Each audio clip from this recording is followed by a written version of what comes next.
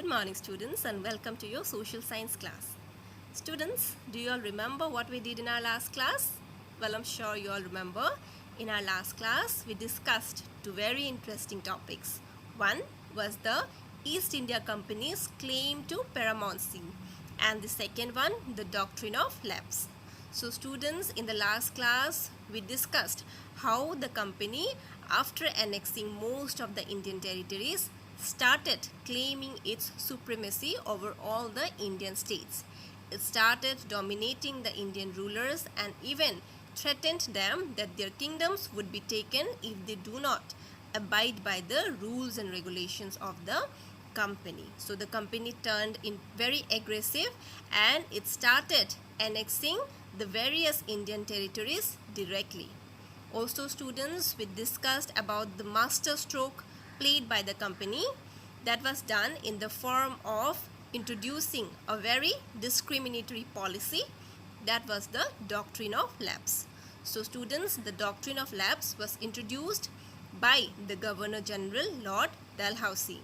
So students, according to this doctrine, an Indian kingdom would no longer remain an Indian kingdom, but it would come under the British territory if the ruler of that kingdom dies and if he does not have a son or a male heir to take over the throne. So in this way, the company thought to annex the remaining territories of India. The company introduced this discriminatory policy, and through this policy, the company was even able to annex many states like Awadh, Jhansi, Satara, Sambalpur, Udaipur, etc.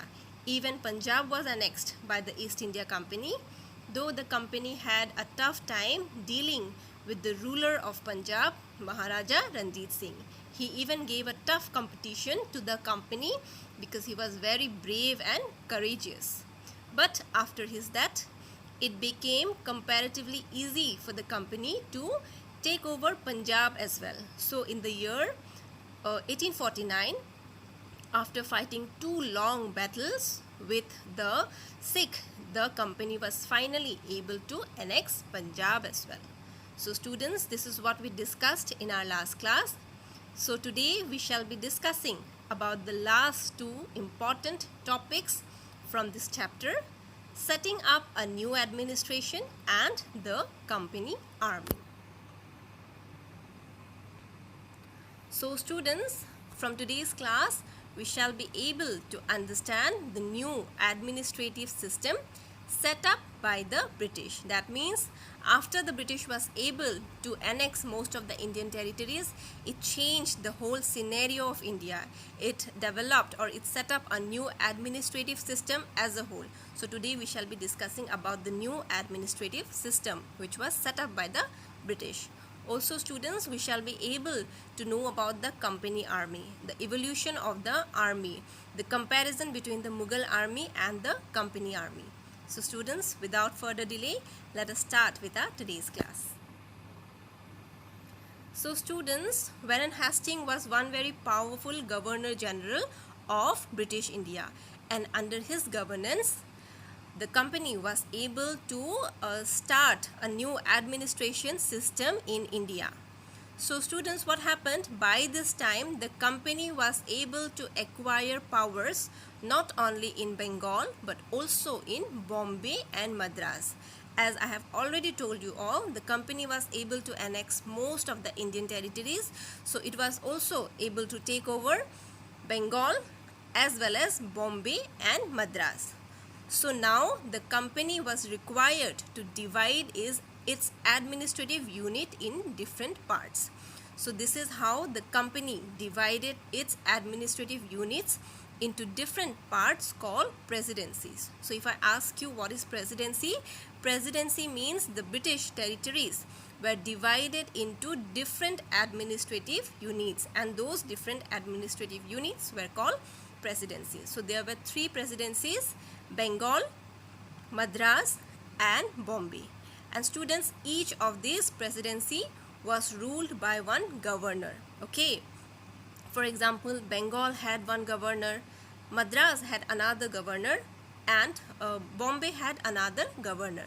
But students, all these governors were in turn ruled by the chief, that is the main governor general. Okay, so students, the supreme head of the administration was the governor general, who ruled all these presidencies and their governors. Warren Hastings, the first governor general, introduced several administrative reforms, notably in the sphere of justice. So students, with this introduction of the new administrative system, Warren Hastings, he introduced various other reforms, mostly in the field of justice. So from 1772, a new system of justice was established. Now what happened in this new system? Each district had two courts. One was a civil court and another one was a criminal court. So student, civil court means the court in which civil cases are heard. For example, disputes over property, dispute between two companies, etc. And criminal cases basically includes murder, theft, robbery, rape, etc., etc. So this is the prime difference between criminal cases and civil cases. So students, two courts were established, a criminal court which was known as Faujadari Adalat and a civil court which was known as Diwani Adalat. Okay. And students, what happened? These courts were presided over by the European collectors, right? But students, those European collectors found it very difficult to understand the Indian laws because their knowledge was different and the Indian laws were different, right? So to make them understand the Indian laws, the Maulvis and the Hindu Pandits started explaining these laws to the European collectors. So that's how they first understood the laws, and after that they gave decisions based on these laws, right? But students, this was in the case of the civil cases, right? But students, the criminal cases were still under a Qazi and a Mufti, but under the supervision of the collectors. So in case of civil cases, the courts were presided over by the European collectors and they were helped by the Maulvis and Pandits in understanding the laws, but the criminal courts were still under a Qazi and a Mufti, but they were in turn supervised by the collectors. Now students, you might be thinking who is a Qazi and who is a Mufti, right? So Qazi is basically a judge in Islamic religion, and Mufti is a scholarly person who has great knowledge in the field of law, who can even advise the Qazi in taking major decisions. Okay, so this is the main difference between a Qazi and a Mufti. Students, you kindly go through the word meanings which are given in the pages, as they are very important to gather the basic concepts. So students, this new system had suffered from some kind of difficulty because what happened, the laws which were explained by the Hindu Pandits, their explanation varied from one Pandit to another, because what happened, the Brahmin Pandits gave different interpretation of the local laws based on different schools of Dharma Shastra. So students, the interpretation or explanation given by the Brahmin Pandits were different from those of the other Pandits. So there was a lack of uniformity in the understanding of the laws. So to make things clear, to bring uniformity in the laws, what happened? In 1775, 11 Pandits were asked to compile a digest of the Hindu laws. It means to bring uniformity in understanding the meaning of the law, 11 Pandits were asked to compile or to collect all the Indian laws into one, to make one law book, and it was done in the year 1775. And students, later on, N.B. Khalid translated this digest into English. So what happened? This difficulty of different interpretations of the Hindu laws was overcome by appointing 11 Pandits to compile or to collect all these laws into one. They were supposed to make one law book, and this law book was later on translated into English by N.B. Khalid so that the European collectors could easily understand it. Similarly, students, by 1778, a code of Muslim laws was also compiled for the benefit of the European judges. The similar thing happened in case of the Muslim laws as well. All the Muslim laws were compiled into one law book, and it was then translated into English for the convenience of the European judges. Okay, students?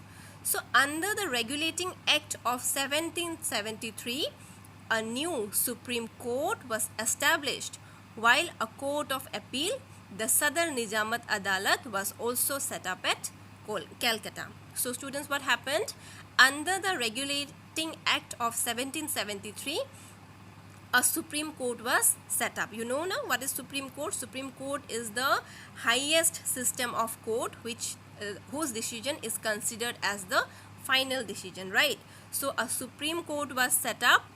A Court of Appeal was also set up. A Court of Appeal is a law court where one can appeal to hear against the decisions which were taken in the various subordinate or lower level courts.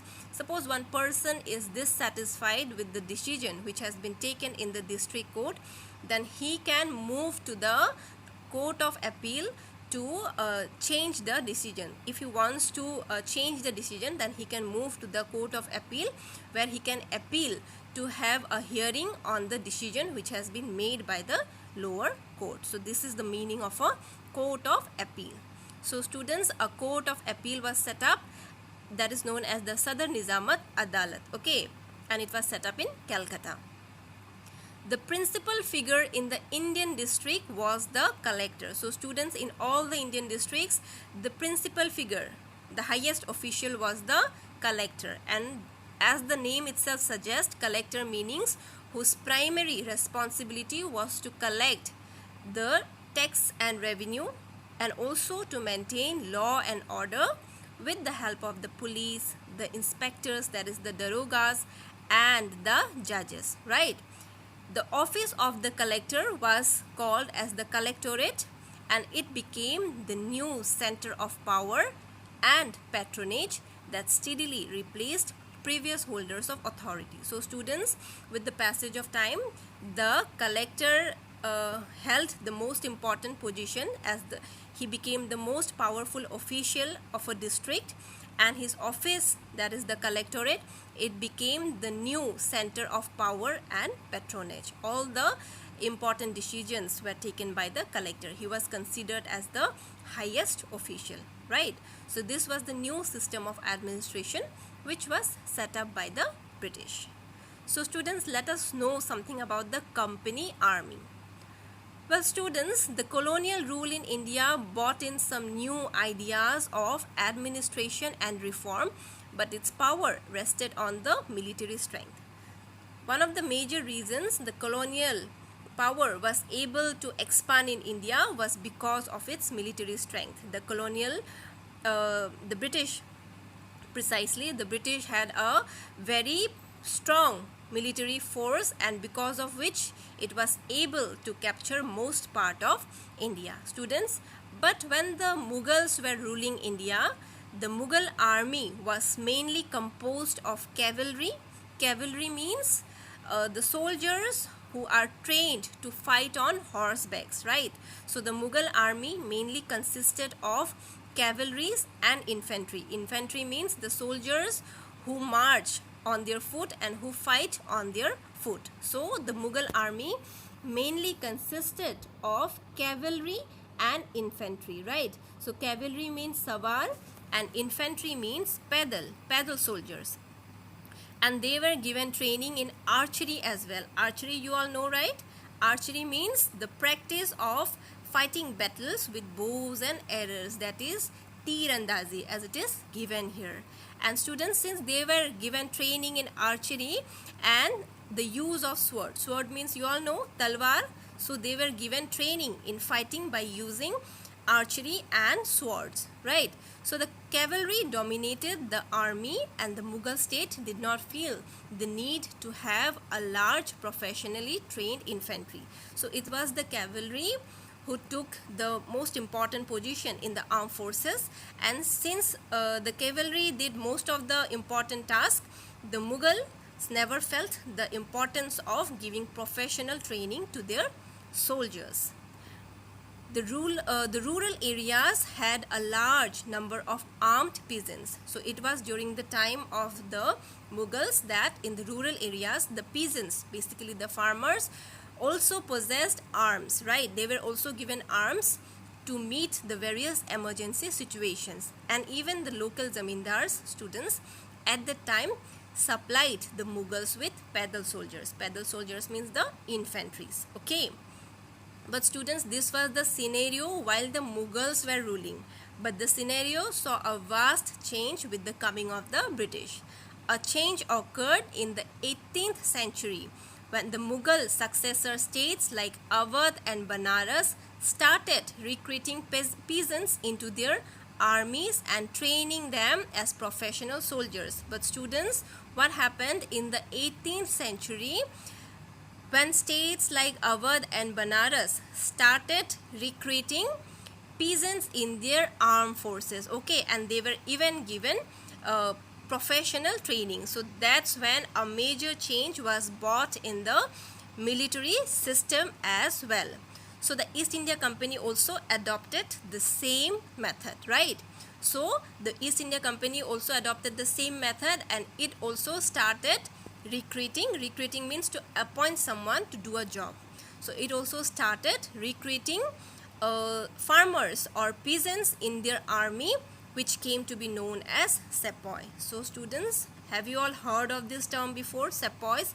Sepoy means the soldier, the British soldiers, okay? And this term sepoy is derived from the Indian term, that is sipahi. We all know now who is sipahi. Sipahi means the ones who work as soldier, and sepoy is the same as sipahi. It is just the English version of the word sipahi. Okay students, so initially the Mughal army mainly composed of cavalry and infantry. They were trained in using bows and arrows. That means they were trained in the practice of archery and also in the use of swords. But students, the states like Awadh and Banaras, they evolved the system of military by appointing peasants in their armed forces, and the same process was adopted by the East India Company as well. So the people who were working as soldier with the East India Company were considered as sepoys. Sepoys meaning the British soldier. So students, with the development of technology, the warfare technology also was required to be changed. So from the 1820s, there was a change that took place in the warfare technology as well. So students, what happened? By the 1820s, the cavalry requirement of the company's army declined. What happened? Initially, the cavalry army dominated the military forces, but now there was no longer any need for cavalry army. Its need gradually declined. Why? This is because the British Empire was fighting in Burma, Afghanistan and Egypt, where soldiers were armed with muskets and matchlocks. So students, initially they were trained in using swords and archery, but later on they started using muskets and matchlocks. Muskets and matchlock meanings the use of heavy guns, and sometimes those guns were also filled with gunpowder. So that is basically the meaning of muskets and matchlock. The meanings are given in the page itself. You all can go through it. Okay. So students, gradually with the use of muskets and matchlocks, the need for cavalry, it started declining. The soldiers of the company army had to keep pace with the changing military requirements and its infantry regiments, and now it became more important. So students, with the development of technology, it was also necessary for the soldiers to keep pace or to adapt with the modern technology. And what happened? Now, with the use of muskets and matchlocks, the infantry army dominated the cavalry army. That is, the infantry army became more important than the cavalry army because they were using guns. So there was no point fighting on horseback. So all that was needed was to fight on foot by using heavy guns, and sometimes those guns were also filled with gunpowder. So students, this is the change that took place from the Mughal army to the company army. This is the transition that took place from the Mughal army to the company army. In the early 19th century, the British began to develop a uniform military culture. So students, with the passing of time, the company army saw further changes. What happened? By this time, the soldiers were increasingly subjected to European style training. That means they were given more training, they were made to drill and to practice, right? And they were made more disciplined, and discipline became their way of life. And often students, this created problems in the personal life of the soldiers, because what happened, they had to ignore their caste and community. All they had to focus was on the warfare technologies. They were made to use cartridges filled with the fat of beef and cow, right? Cow and pig, right? So I think you have already heard about this thing before. So this led to the revolt of 1857, which we called as Sepoy Mutiny. If you have not heard about this, then later on we will be surely discussing about this. So students, with this increasing discipline which was made the way of life, it created a problem in the personal life of the soldiers, because they were made to ignore their caste and community as well, and they were only required to focus on their duty of being a soldier. But it is not always possible to forget one's caste and community and to focus only on one's work as a soldier, right? Because one's caste and community is the main identity of a person. That's where he belongs, right? So it is very difficult to detach a person. It is very difficult to separate a person from his caste and community. Even if he is a soldier, first he is a member of a particular community. So all these led to conflict among the various soldiers and the British officials. So this even led to a revolt that is known as the Revolt of 1857. So students, this revolt basically took place because the Sepoys were very disappointed with their officials for not being able to understand their feelings, their feeling towards their caste, their feeling towards their community. They were made to ignore all these, and they were just made to work, or they were just made to follow their duty of a soldier. So students, all these led to a revolt, that is the revolt of 1857. Thus the East India Company was transformed from a trading company to a vast territorial and colonial power. The arrival of new steam technology in the early 19th century also aided this process. Till then, it would take between 6 to 8 months to travel to India by sea. But students, with the invention of steam engine, they were now able to travel to India within just a few days. So initially they were supposed to travel to India by the sea route. Sea route was the only option for them to travel to India, and it took them around 6 to 8 months to travel to India by the sea route. But students, with the development of steam engine, the transportation system improved, and now they were able to travel to India just within a few weeks. So this also saved a lot of their time, right? So students, by 1857 the company came to exercise direct rule over 65% of the territory and 78% of the population of the Indian continent. That means around 65% of the Indian territory was already under the British rule, and that was directly, and most of the Indian territories were indirectly under the British rule as well. So if we see both directly and indirectly, the British was able to establish their control over India.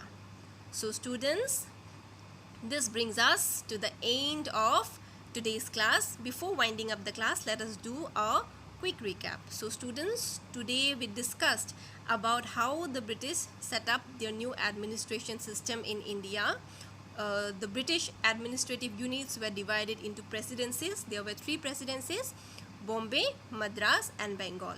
Also students, a new system of court was introduced that was known as Faujadari Adalat, that is the criminal court, and the Diwani Adalat, that is the civil court. Also students, these laws were interpreted to the European collectors by the Maulvis and the Hindu Pandits. And since there was lack of uniformity in the interpretation or explanation of these laws, the British thought to overcome this problem by appointing 11 Pandits to compile all the laws into one law book, and which was later on translated into English for the convenience of the Europeans. The same thing happened in the case of the Muslim laws as well. All the laws were compiled into one, and it was later on translated into English for the convenience of the European collectors. So students, collector is someone whose primary responsibility is to collect the tax and revenue and to maintain law and order. So collector became the highest official in any district, and his office, that is the collectorate, became the center of the most powerful administration. So this was the British administration. Also students, the company army also changed the entire scenario of the armed forces, right? So initially when the Mughals were ruling in India, they were ruling with the help of cavalry and infantry. Cavalry means soldiers fighting on horseback, and infantry means soldiers who march or fight on their foot, and the dominant soldiers were the cavalries. But students, the states like Awadh and Banaras, they changed this scenario by appointing peasants in their armed forces. Later on, the same method was adopted by the East India Company as well. Also students, they started using matchlocks and muskets. That means the soldiers were now trained to use the professional warfare techniques, the use of heavy guns, and which were filled with gunpowder. So students, from cavalry, infantry became the dominant military power. And students, with the change in time, gradually with the passing of time, the soldiers were required to adapt to the changing warfare technology. Discipline became their way of life. They were made to drill and to practice, and all this created a problem in their life, as they were made to forget their caste and community, and they were only required to focus on their duty of a soldier. And sometimes it became very difficult for them to forget their caste, because it is the identity of a person, right? So all these led to the development of anger in the mind of the soldiers, and this led to the initiation of a revolt that is known as the Revolt of 1857. So students, the companies was able to have its control over 65% of the Indian territory, and it was directly, and the remaining territories were also indirectly under the control of the company. So that's how, from just a trading company, the East India Company turned into a vast colonial power. So students, this is the last topic of this chapter. In our next class, we shall be discussing all the topics. That means we'll do a revision of the entire chapter. So students, in case you have any doubt till now, please let me know. I'll surely help you. Students, these are your homework for today's class. The first question is, define the term presidency. So presidency means the British administration was divided into different administrative units, which was considered as presidency.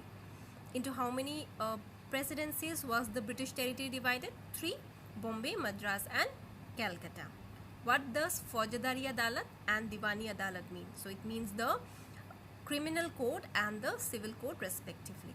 In what ways the problem of different interpretation of the laws was solved by the British? So here you have to write about the how the 11 Pandits were appointed to compile all the laws into one law book, which was then translated into English for the convenience of the European collectors.